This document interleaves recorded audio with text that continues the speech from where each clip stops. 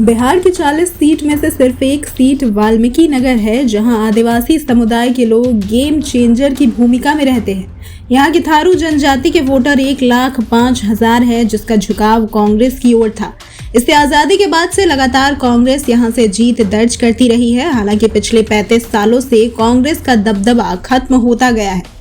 वहीं 8 मार्च 2003 को केंद्र की अटल बिहारी वाजपेयी सरकार ने थारू जनजाति को आरक्षण दिलाई।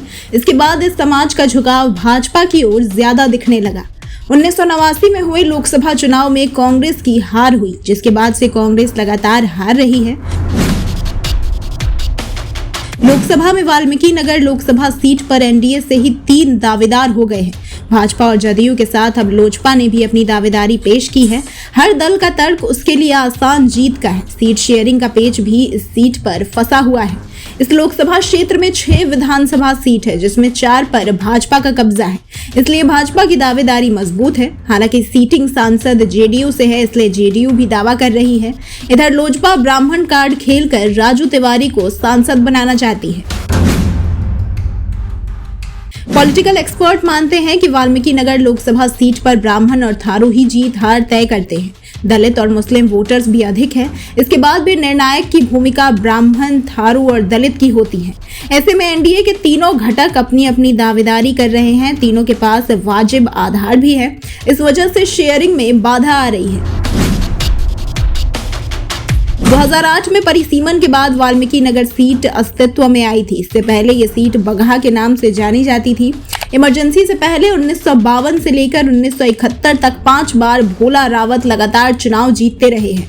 लेकिन 1977 में हुए चुनाव में जगन्नाथ प्रसाद ने कांग्रेस के किले में सेंध लगाई और भोला राउत को हरा दिया। फिर 1980 और 1984 में कांग्रेस के टिकट पर भोला राउत सांसद चुने गए। साल 1984 के बाद इस सीट पर 9 आम चुनाव और 1 बार उपचुनाव हुए, लेकिन एक बार भी कांग्रेस को जीत नहीं मिली। वाल्मीकि नगर लोकसभा सीट पर कांग्रेस के भोला राउत के बाद सबसे ज्यादा 5 बार महेंद्र बैठा ने जीत दर्ज की है।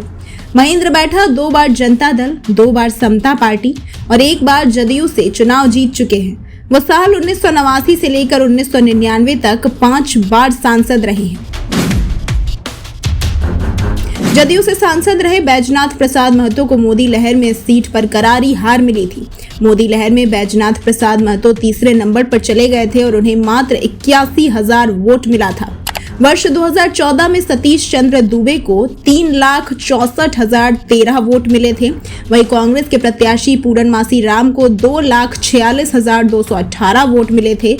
साल 2009 में 1,83,000 मतों से जीत दर्ज करने वाले बैद्यनाथ प्रसाद महतो को मात्र 81,612 वोट मिले थे। हालांकि 1999 से लेकर 2014 तक हुए लोकसभा चुनावों में 3 बार जदयू और 1 भाजपा ने जीत का परचम लहराया है। साल 1999, 2004 और 2009 में जदयू ने जीत दर्ज किया था, जबकि 2014 में इस सीट पर भाजपा का खाता खुला था। हालांकि इसके बाद 2019 और उपचुनाव 2020 में जदयू ने भाजपा के साथ मिलकर जीत दर्ज की है।